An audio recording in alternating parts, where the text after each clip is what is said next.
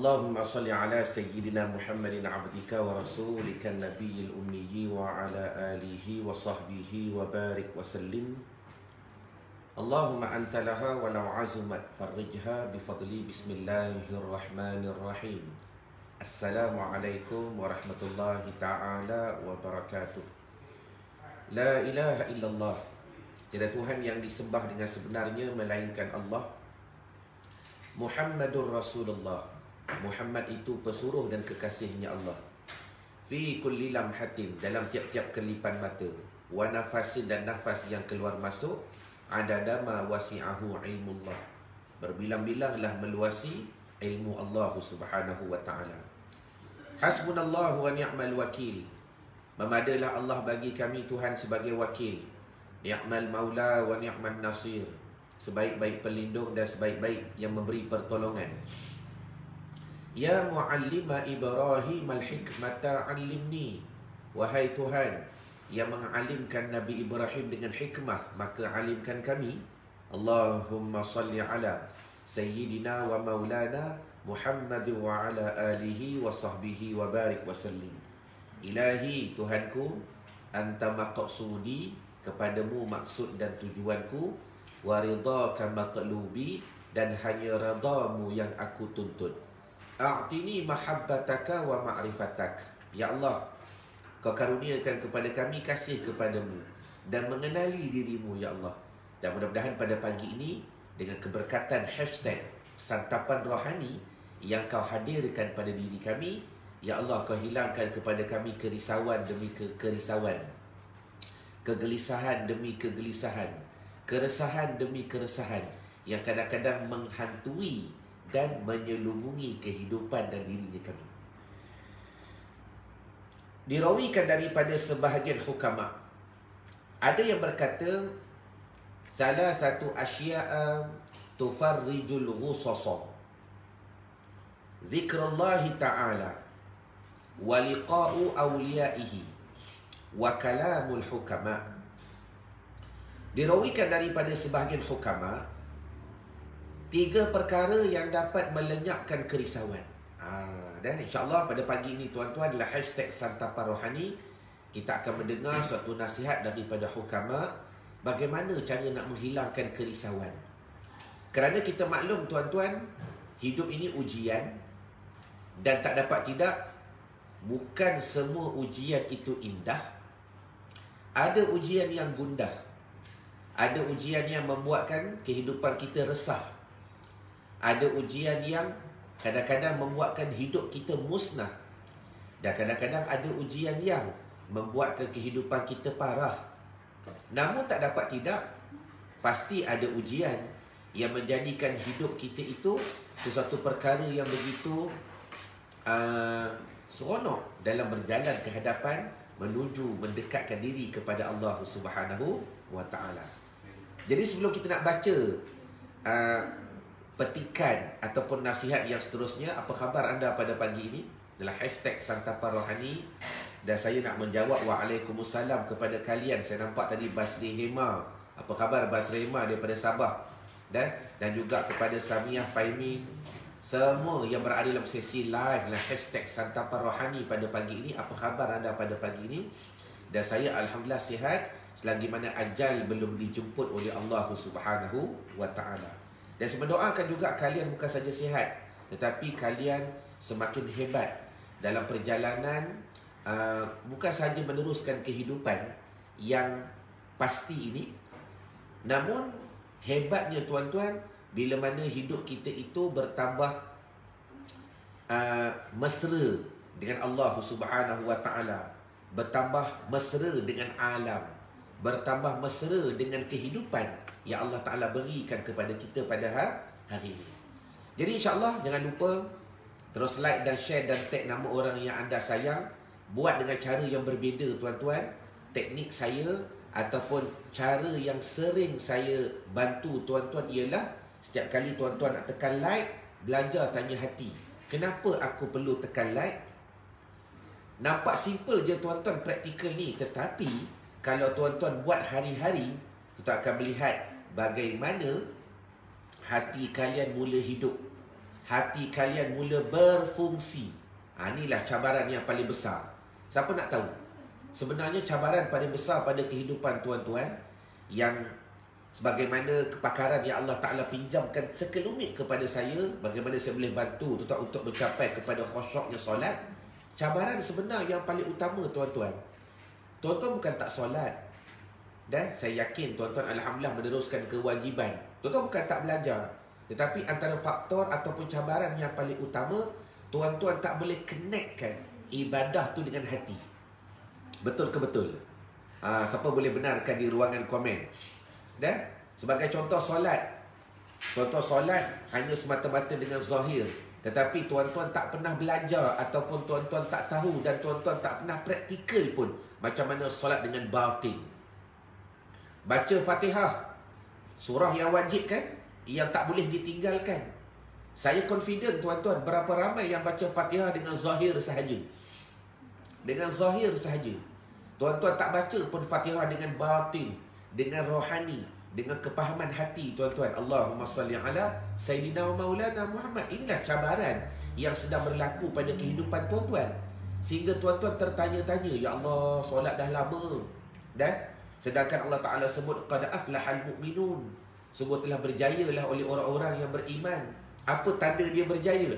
Alladzina hum fi salatihim khashi'un. Terima kasih Nur Zalia Abdullah. Terima kasih Kak Maziah Tirun. Dan ini cabaran yang sebenarnya yang sedang berlaku pada kehidupan tuan-tuan, yang sehingga membuatkan usah kata ibadah, usah kata solat, bahkan khusyuk itu tidak dicapai dalam apa jua tindakan, pergerakan, kehidupan, perjalanan yang kalian lakukan. Sebab tu kadang-kadang kenapa waktu belajar aku susah nak khusyuk? Ada je perkara yang mencabar. Dan kadang-kadang waktu kita berzikir, kenapa susah nak khusyuk? Waktu kita baca Quran, kenapa susah nak menangis? Susah nak khusyuk tuan-tuan. Ini sebenarnya cabaran-cabaran yang berlaku pada kehidupan tuan-tuan. Jadi maknanya, bila tuan-tuan dah tahu apakah isu yang utama, maka sebab itulah kenapa saya ajar setiap pagi. Bila tuan-tuan nak tekan like, simple je teknikal yang saya bantu tuan-tuan. Belajar tanya hati, kenapa aku perlu tekan like? Bila tanya sendiri jawab. Supaya fokus saya ialah bagaimana kita nak train hati tu hidup. Terima kasih Wiwi Rose. Kemudian bila mana tuan-tuan nak share, cuba belajar tanya hati, kenapa pula aku share ni? Saya gunakan mulut sebagai contoh lah. Dan gunakan mulut sebagai contoh. Tapi bila nak tekan share tu, belajar tanya hati, kenapa aku perlu tekan share? Untuk apa? Supayanya apakah, apakah impak yang aku dapat? Kemudian bila mana tuan-tuan mula nak tag nama orang yang anda sayang, ini 3 konsep untuk kita mendapat keberkatan kepada ilmu. Dan bila tuan-tuan nak tag nama orang yang anda sayang, belajar juga tanya hati. Dan ahlan wa sahlan makna, kenapa aku perlu tag nama dia? Apa yang aku nak? Apa faedah yang aku nak? Adakah semata-mata aku nak tunjuk yang aku ni belajar agama dengan nasihat dan sebagainya supaya orang tu respect kepada aku? Masalah terpulang kepada niat tuan-tuan. Dan yang tu kita belajar nanti. Cuma saya ni more kepada konsep ataupun praktikal. Maaf tuan-tuan, kalau setakat nak ilmu, tuan-tuan baca apa-apa kitab pun insya-Allah tuan-tuan dapat ilmu. Setiap pagi kita baca hashtag Santapan Rohani, kita baca kitab nasihat bagi calon-calon penghuni syurga Allah Ta'ala. Dah masuk tahun yang ketiga tuan-tuan, saya seronok baca kitab ni. Sebab nasihatnya walaupun kita baca berulang-ulang, siapa bulat kat aku? Nurul Atika. Walaupun nasihat kita baca berulang-ulang, tak semua lagi kita mampu praktikkan. Dan kadang-kadang setengah orang dia fikir dah, Ustaz, khatam kitab ni kita bukalah kitab lain. Habis buku ni kita bacalah buku lain. Tuan-tuan, Allahumma salli ala Muhammad. Tuan-tuan nak banyakkan kuantiti ke atau tuan-tuan nak banyakkan kualiti? Cuba jawab di ruangan komen. Dan tuan-tuan nak banyakkan kuantiti ke, banyak baca kitab, banyak acawan, ataupun banyakkan kualiti? Pada saya dua-dua perlu. Tetapi keperluan itu melihat kepada keadaan yang lebih tepat. Terima kasih Nurul Atika. Saya lebih fokus kepada kualiti. Biar kita mengaji bukanlah kata mengaji sikit. Biar kita belajar berulang-ulang, tetapi dalam keadaan kita boleh fokuskan lebih, lebihkan fokus dan kita mula buat tindakan. Dalam kitab Nasaihul Ibad, berapa banyak lagi tindakan yang kita tak buat. Walaupun saya ni, sungguh tuan-tuan, seronok lagi. Habis kitab ni kita baca kitab lain, habis kitab ni kita baca kitab lain. Tapi apa faedah yang kita nak? Saya pun belajar tanya hati Nafizah binti Mat Desa. Belajar tanya hati, apa faedah yang aku nak sebenarnya? Aku nak tunjuk dekat orang ke yang aku boleh baca kitab banyak? Tak payah. Saya nak mengajak tuan-tuan untuk kita betul-betul fokus, belajar, kemudian buat tindakan. Baik, jadi pada hari ini kita akan mendengar satu nasihat yang saya rasa nasihat ni berbetulan. Bukan saja berbetulan, maaf, tak ada istilah berbetulan pada kehidupannya kita, kerana semuanya telah disusun dan ditakdirkan oleh Allah Ta'ala. Itulah fokus tauhid yang paling penting yang perlu kita yakini. Hari ini kita nak baca satu nasihat. Bagi yang ada buku Nasaihul Ibad, buka muka surat 43. 3 perkara yang menghilangkan kerisauan. Sebab kerisauan ni benda yang memang sentiasa membelenggu kehidupan. Alhamdulillah, sekarang ni sedang berlaku apa dia? Allah Ta'ala tengah uji kita dengan banjir. Sana banjir, sini banjir. Jadi saya mengucapkan takziah kepada kalian yang diuji dengan banjir. Dan saya nak mengucapkan kesyukuran juga kepada kalian yang tak diuji dengan banjir. Dan kita boleh guna istilah tu terbalik. Kepada yang diuji dengan banjir pun boleh bersyukur. Sebab apa? Ketika banjir itu kita melihat berapa banyak lidahnya berzikir, mengingat kepada Allah Subhanahu Wa Ta'ala. Allahu Akbar. Dan takziah juga kepada yang tak kena banjir. Takut ketika itu apa dia? Datangnya riak, datangnya ujub, datangnya perasaan yang dikatakan, itulah degil. Tak nak dengar cakap Tuhan, kena bala. Aku ni takut ujub dan sebagainya. Jadi perkara itu kita boleh gunakan pada dua-dua situasi kalau kita bijak dalam menggunakan istilah tauhid yang sebenar. Okey. Dirawikan daripada sebahagian para hukama. Mereka berkata, salah satu asya'a tufarrijul ghusasa. 3 perkara ni kalau tuan-tuan buat, insya-Allah, kerana mereka melalui. Sebab tu penting kenapa kita belajar dengan ahli sufi, ahli tasawuf. Antara kelebihan mereka itu, mereka ni golongan yang beramal dengan apa yang mereka kata. Tufarriju ghusasa. 3 perkara ni antara perkara yang boleh menghilangkan kerisauan. Tak kira lah berbimbang dengan dunia ke, berbimbang dengan akhirat ke, berbimbang dengan dosa ke. Kalau tuan-tuan nak selesaikan 3 perkara ni, nak selesaikan kerisauan pada hati. Bila sebut risau hati ni, maka buat 3 perkara ni. Yang pertama, tulis di ruangan komen, zikrullahi ta'ala. Pertama, banyakkan berzikir kepada Allah Subhanahu Wa Ta'ala. Banyakkan berzikir. Berzikir. Baik, bila sebut banyak berzikir, tuan-tuan faham kan? Saya ni mau kepada praktikal. Bila sebut banyakkan berzikir, tuan-tuan, walaupun Allah Ta'ala menyebut dalam Quran dengan jelas, ingatlah kamu akan Allah zikran kathira, akan sebutan yang banyak, dan akan bacaan yang banyak, akan wirid yang banyak.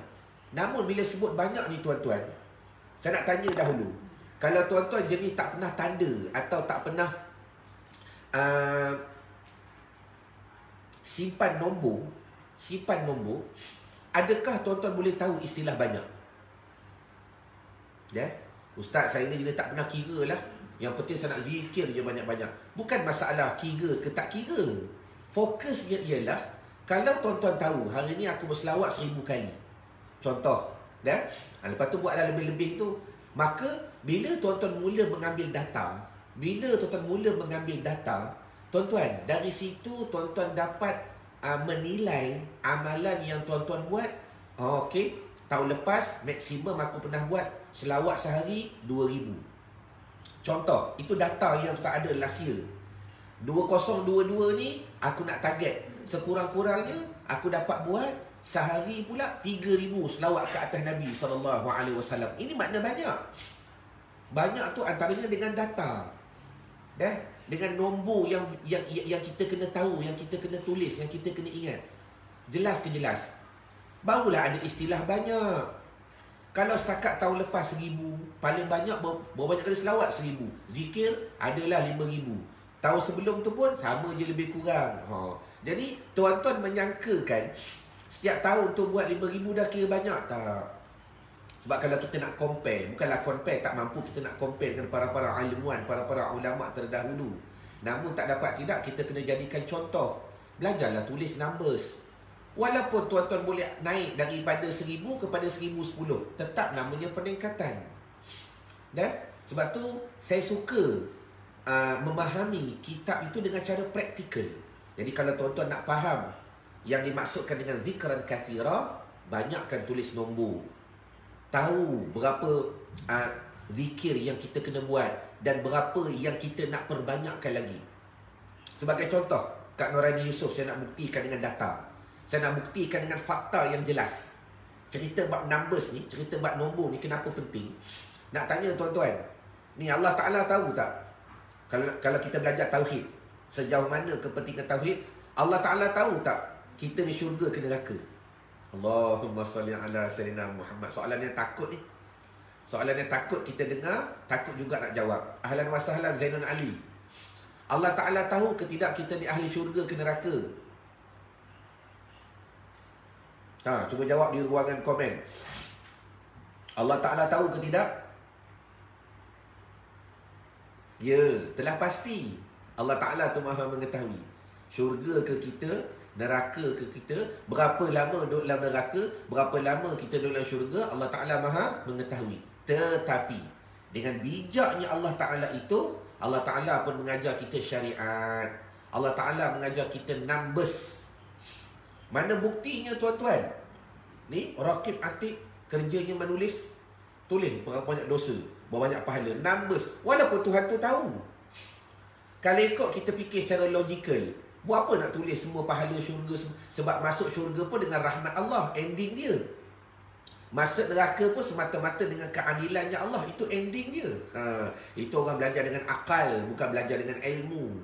Tuhan nak ajar kita teori, Tuhan nak ajar kita praktikal. Sebagaimana saya paksa student saya setiap kali program belajar menulis. Saya paksa. Dan saya minta dia orang. Dah kita buat program, kemudian saya kata, okey, part ni kena tulis. Tulis dekat A4 cantik-cantik, nanti tampal. Dengan bersebab tulis dan tampal itu, berapa banyak result yang telah kami dapat dengan izin daripada Allah Subhanahu Wa Taala. Betul ke betul? Berapa banyak result yang telah timbul.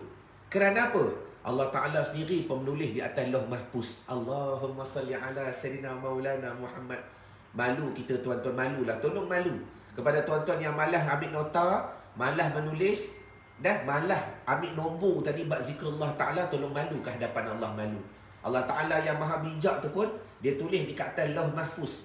Segala qada dan qadar, tindakan, pekerjaan, pengurusan, bila nak berlaku banjir, Allah Ta'ala tulis dah dekat atas Lauh Mahfuz.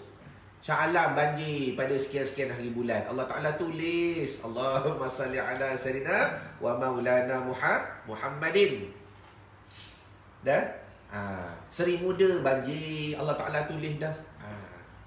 Dah? Jadi maknanya apa gambaran saya nak sampaikan kepada tuan-tuan ialah sejauh mana kita memahami istilah menulis. Sebab tu tahniah bagi tuan-tuan yang dah mendaftar dalam program Khusyuk Israel. Kerana apa?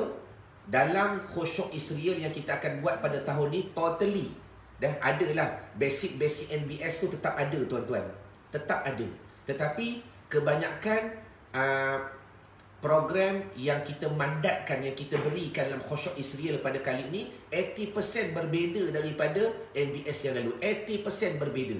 Dan fokus saya pada kali ini, saya nak banyakkan praktikal. Praktikal. Samalah. Kita nak cari ketenangan, menghilangkan kerisauan. Tetapi kita tak tahu pun number zikir kita. Setakat pegang buat tasbih, alah asal zikir lah. Tak pernah tulis sehari 1000, tak pernah tulis sehari 2000. Belajarlah menulis. Dan Alhamdulillah hari ni paling maksimum aku dah buat 2400. Dan selawat ke atas Nabi contoh. Maka tuan-tuan dah tahu paling tinggi aku pernah buat 2400. Dan besok belajar lagi zikir banyak. Tulis. Alhamdulillah hari ni aku dapat zikir pula 2650. Kan nampak peningkatan? Barulah ada istilah memperbanyakkan berzikir kepada Allah. Jelas? Adakah kalian jelas? Belajar menulis. Belajar menulis. Allahumma salli wa sallim wa barik alaih. Baik, itu yang pertama. Perkara yang kedua, salah satu asya'a tufarrijul ghusasa. Belum cerita lagi bab zikir dengan hati, tuan-tuan. Yang tu lagi panjang. Dah, yang tu nantilah kita cerita dalam program nanti. Macam mana tuan-tuan nak berzikir pula dengan lidah dan juga hati. Ini cabaran bagi tuan-tuan lah. Yang tuan-tuan tak pernah belajar pun cara berzikir dengan hati. Sebab tu masalah yang paling utama, bila kalian tak pernah belajar berzikir dengan hati, maka of course, kenapa hati tu mati, hati tu tak hidup, hati tu beku dalam diri kita yang hidup. Yang kedua, tulis. Anda risau, anda gelisah sekarang ni, baik, ni jalan dia. Waliqa'u awliya'ihi. Yang kedua apa dia? Kata ulama, setelah kita mengingati Allah Subhanahu wa ta'ala, sama ada baca Quran ke, tahlil ke, berzikir ke, hauqalah ke, munajat ke, maka yang kedua, bertemu dengan para-para wali Allah. Tulis, poin nombor 2. Belajar menulis, tuan-tuan. Nak hilangkan kerisauan, yang pertama, banyakkan berzikir. Tak kiralah baca Quran ke apa, berzikir. Yang kedua, waliqa'u awliya'i. Perbanyakkan bertemu dengan awliya ni. Perbanyakkan bertemu dengan awliya, iaitu para-para kekasih, para-para wali Allah Subhanahu wa ta'ala. Waalaikumsalam warahmatullahi Abdul. Baik. Bila sebut dengan awliya ni, tuan-tuan, tulis hadis ni, tulis. Antara kelebihan yang Allah Ta'ala berikan kepada awliya, supaya dia dapat menterjemahkan apa yang berlaku pada kehidupannya kita. Antaranya berpandukan sebuah hadis daripada baginda Nabi SAW. Ittaqu firasatal mu'min fa innahu yanzuru binurillah. Sabda Nabi, takutlah kamu akan firasat, akan pendapat, akan renungan orang-orang yang beriman. Bila sebut orang-orang yang betul-betul beriman ni, antaranya para-para awliya. Orang wali-wali ni pasti beriman dah. Orang beriman belum tentu awali. Takutlah kamu akan firasat para-para awliya, para-para mukmin ni. Fa innahu yanzuru binurillah. Tulis. Kerana bahawasa mereka itu menilik, melihat dengan nur Allah Subhanahu wa ta'ala. Ni. Jadi, maknanya bila tuan-tuan nak jumpa para-para awliya, kadang-kadang nanti ditanya pula, Ustaz, macam mana kami nak kenal seorang tu wali? Sudah. Ni panjang pula cerita lagi ni. Sebab kita kan lebih kepada praktikal. Sebab tuan-tuan nak cari wali ni tengah gelisah. Rumah baru habis baru habis sodoknya lumpur. Hujan pula lagi. La ilaha illallah, nak banjir lagi ke ni? Hati mula risau, hati mula gelisah. Maka tuan-tuan cuba nak buat praktikal. Berzikir dah banyak dah, tapi rasa masih lagi gelisah. Cari wali-wali. Okey, bila sebut wali ni tuan-tuan, nak cari awliya ni, pertama sekali, secara detailnya atau secara pastinya, memanglah kita ni orang awam tak dapat mengenal seorang tu wali ke tidak. Sebab kata para ulama, hanya wali mengenal wali. Dan kalau kita ni boleh kenal dia wali, kita lebih tinggi daripada dia lah. Dan sebagai contoh, murid dapat melihat kelebihan guru. Contoh. Kalau kita boleh kenal dia ni wali ni, makna kita lagi tinggi daripada dia. Sebab kita boleh nampak dia. Itu antara konsep yang salah, tuan-tuan. Kita betulkan. Secara teorinya dan secara praktikalnya, bagi kita ni orang awam, kalau tuan-tuan wali itu cerita lain lah. Tuan-tuan boleh dikenalkan, dinampakkan, diyakinkan ini merupakan golongan-golongan awliya. Cuma secara praktikalnya, kalau tuan-tuan nak pergi cari para-para awliya ni, tulis poin seterusnya, wali ni banyak martabat. Ini antara poin yang saya rasa yang saya boleh kongsi dengan tuan-tuan secara praktikal. Bila sebut awliya, para-para wali ni, martabat mereka ni banyak. Dan tidaklah dikhususkan dalam nasihat ini, kamu nak kena cari wali yang mana? Wali yang akbar sahaja. Tak. Dia kata bila mana orang tu wali, dan para-para awliya kekasih Allah, pergi jumpa dia, minta nasihat. Okey. Poin yang tuan-tuan boleh tulis untuk tuan-tuan praktikal perkara ini, bila sebut wali ni martabat banyak. Martabat banyak. Walaupun contoh dia wali yang kecil-kecil wali, tetap dia wali. Sebagaimana kata Imam Al-Ghazali rahimahullahu ta'ala, Imam Ghazali sebut, dan orang yang membenarkan ilmu tasawuf, maka dia waliyun asghar, wali yang kecil. Dia tak belajar pun, dia kata baguslah ilmu tasawuf ni. Dia ilmu menyucikan hati, ilmu bersihkan hati. Dan dia kata bagus ilmu tasawuf ni. Maka orang yang membenarkan ilmu tasawuf, baru dia benarkan, maka dipanggil wali yang kecil. Wali dah. Dah. Habis tu ustaz, boleh ke saya pergi minta nasihat dekat dia? Tak ada masalah. Kalau kita meyakini martabat-martabat yang diberikan oleh Imam Al-Ghazali rahimallahu ta'ala. Belum lagi cerita wali yang pertengahan. Dan orang yang beramal, bermakna para asatizah ni pun, para ustaz ni pun kalau ikutkan wali dah. Tapi wali peringkat mana? Adakah kalian jelas? Dan ni ustaz-ustaz, para ustazah, para muallim, para kiai, para guru, dan mereka juga termasuk sebahagian daripada para aulia. Sebab apa? Antaranya mereka menjunjung perintah Allah Subhanahu wa taala. Dan yang paling penting ni, tidaklah para aulia itu khusus bagi para asatizah saja, bukan. Orang biasa boleh jadi wali? Boleh. Pengalaman saya dekat Yaman, tuan-tuan, sahabat dengar. Pengalaman saya waktu di Yaman. Allahumma salli wa sallim wa barik alaih. Dan terlalu banyak wali-wali ni. Kadang-kadang wali-wali yang tersembunyi pun banyak. Dan kadang-kadang orang tu kerja buat kasut je. Buat kasut. Kerja tukang kasut, kerja bersih kasut, tuan-tuan. Waktu saya ke Mesir hari tu, waktu kita pergi hantar pelajar ke Yaman, lepas tu balik singgah ke Mesir. Dan sebab airport di Oman tak buka lagi, jadi kan terpaksa pergi Mesir. Dan daripada Mesir baru kan pergi ke Yaman. Waktu di Mesir hari tu, tengah-tengah minum, ada orang datang dia kata nak polish kasut. 10 genih dan 10 genih, 20 genih, bersih kasut, tuan-tuan. Allahu Akbar.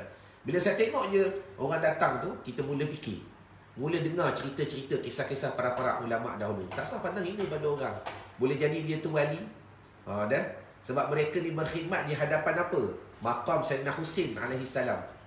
Maqam Sayyidina Husin, cucu Nabi SAW yang disayangi mereka itu. Dan di hadapan Maqam Sayyidina Husin tu, penuhlah dengan orang berniaga, macam-macam jenis manusia. Dan sebab sekarang ni Maqam Sayyidina Husin tak buka waktu pandemik lagi, tuan-tuan. Cuma masjid tu buka untuk solat saja, habis solat tutup. Jadi orang-orang yang nak tawasul, orang-orang nak ziarah Sayyidina Husin, tuan-tuan, ziarah dekat luar masjid sajalah.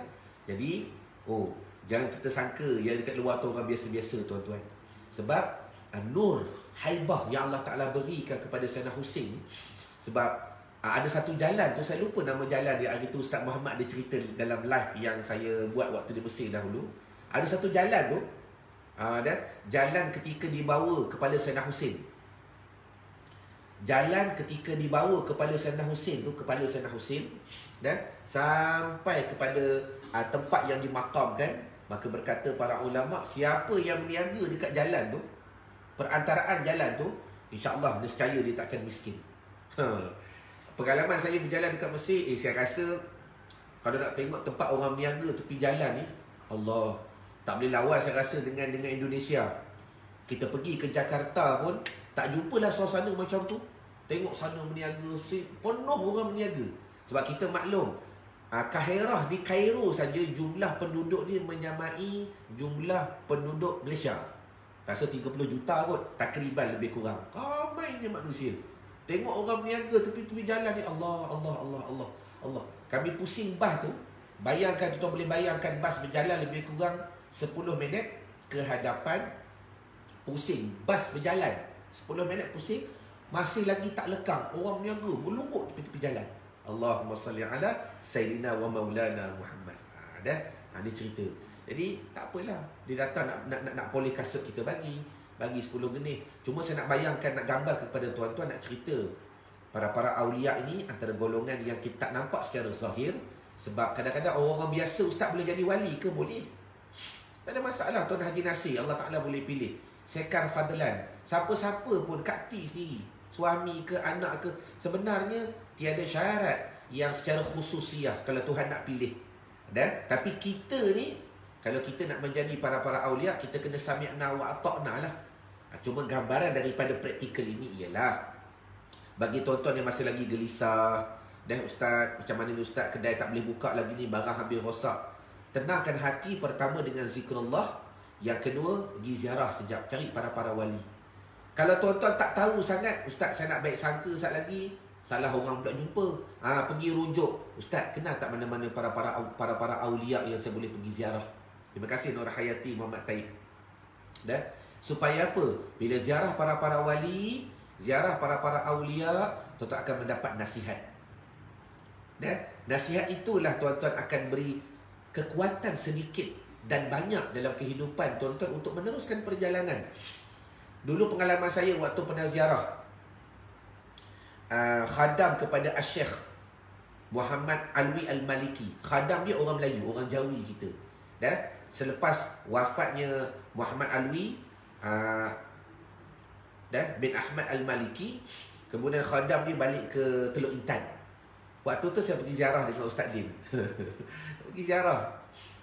Keramat para wali ni tanya satu soalan, dia jawab dengan Quran, satu Quran, dia jawab dengan satu hadis, lepas tu dia doa. Doa paling minimum 10 minit, 15 minit. Sabar, tunggu je lah. Amin. 15 minit, 20 minit ni baru satu soalan. Tanya pula soalan kedua. Tuntang. Dan habis soalan kedua, dia buka satu Quran, dia buka satu hadis. Lepas tu dia doa. Setengah jam pula. Ni keramat. Walaupun tuan-tuan kadang-kadang kita tertanya-tanya, aku ni dalam masalah banyak, gelisah lagi ni. Dah, aku datang nak tanya soalan, ni baru tanya 2 soalan ni, tuan-tuan. Kadang-kadang berkat kita duduk bersama kekasih Allah Ta'ala ni pun Allah Ta'ala boleh bantu kita. Dan ingat tuan-tuan tuan-tuan ada duit, tuan-tuan boleh beli rumah. Tetapi tuan-tuan tak boleh beli ketenangan. Dah? Kita boleh beli kereta, tetapi kita tak boleh beli keselesaan. Betul ke betul kan? Allahumma salli ala Sayyidina Maulana Muhammad. Dan kita boleh beli jam yang mahal-mahal, tapi pada hakikatnya kita tak boleh beli masa, tuan-tuan. Dan kita boleh beli buku, tapi hakikatnya kita tak boleh beli ilmu. Kita boleh beli buku, hakikat kita tak boleh beli ilmu. Siapa juga tuan-tuan, kadang-kadang asbab daripada kita jumpa orang soleh, para aulia ni, kadang-kadang soalan tu tak terjawab. Ingat basic dia. Kadang-kadang soalan tak terjawab, tapi berkat kita jumpa orang begini, tuan-tuan, banyak perkara-perkara yang lain Allah Ta'ala boleh campak pada kehidupan kita. Terima kasih Nur Aniza. Betul, money cannot buy happiness.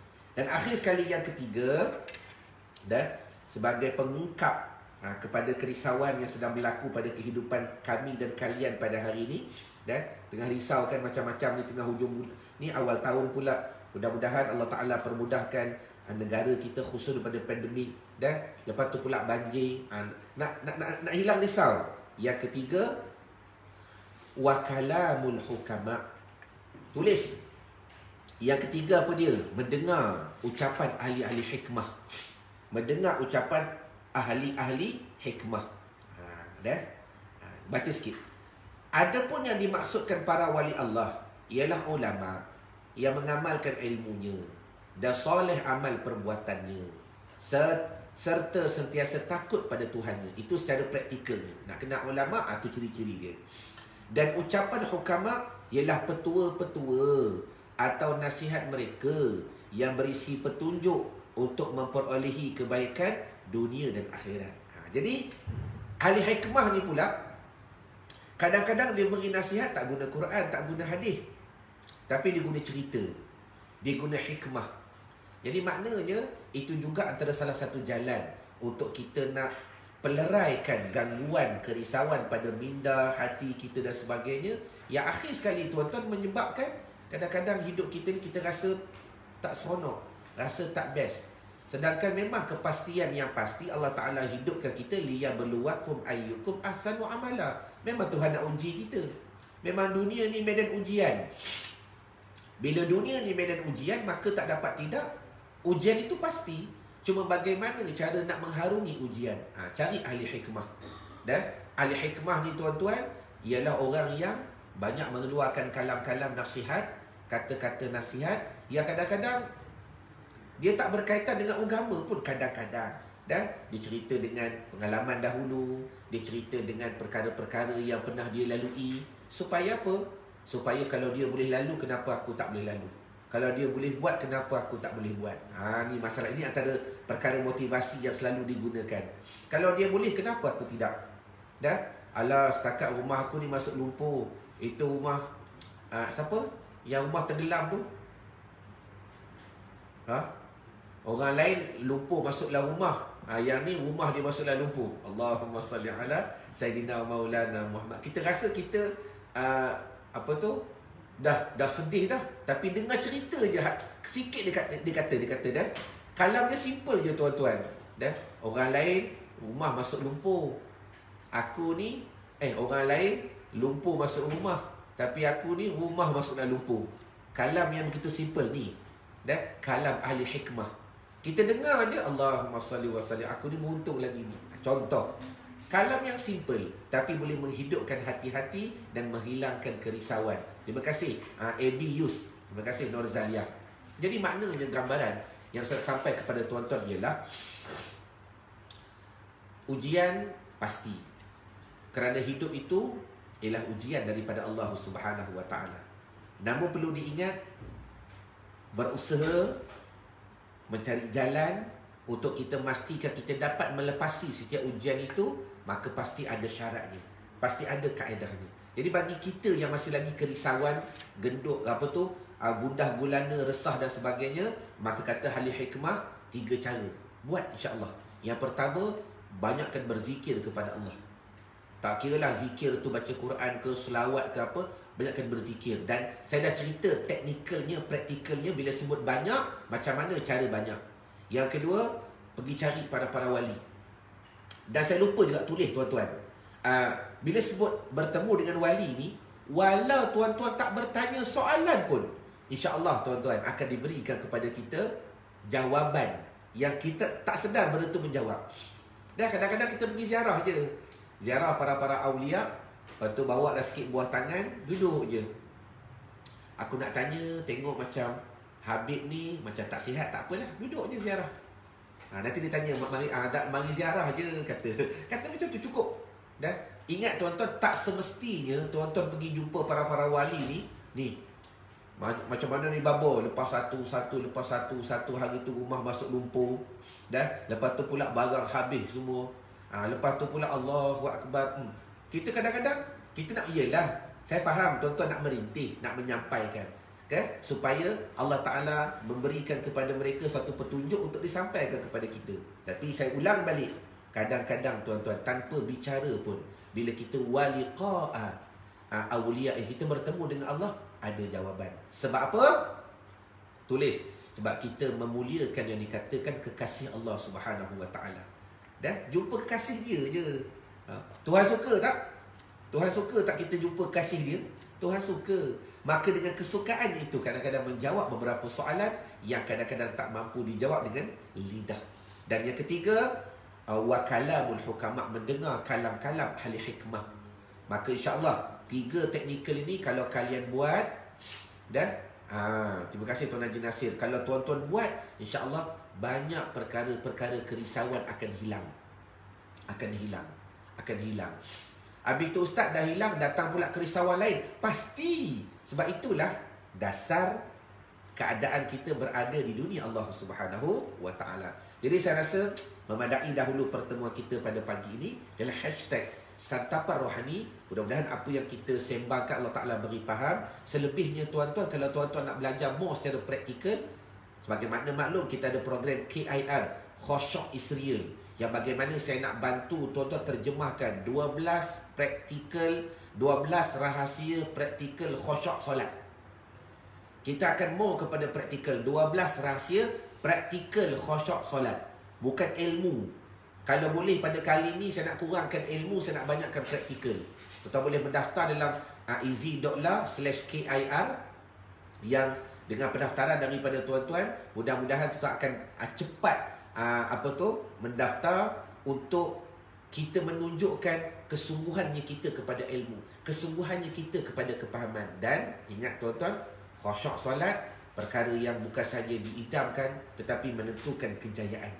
Dan menentukan kejayaan. Tuan-tuan nak berjaya, usaha untuk khusyuk kepada solat. Jadi insya-Allah kita bertemu pada siri-siri yang akan datang dalam hashtag Santapan Rohani. Ma'assalamah wa liqa. Assalamualaikum warahmatullahi wabarakatuh. Wallahu a'lam.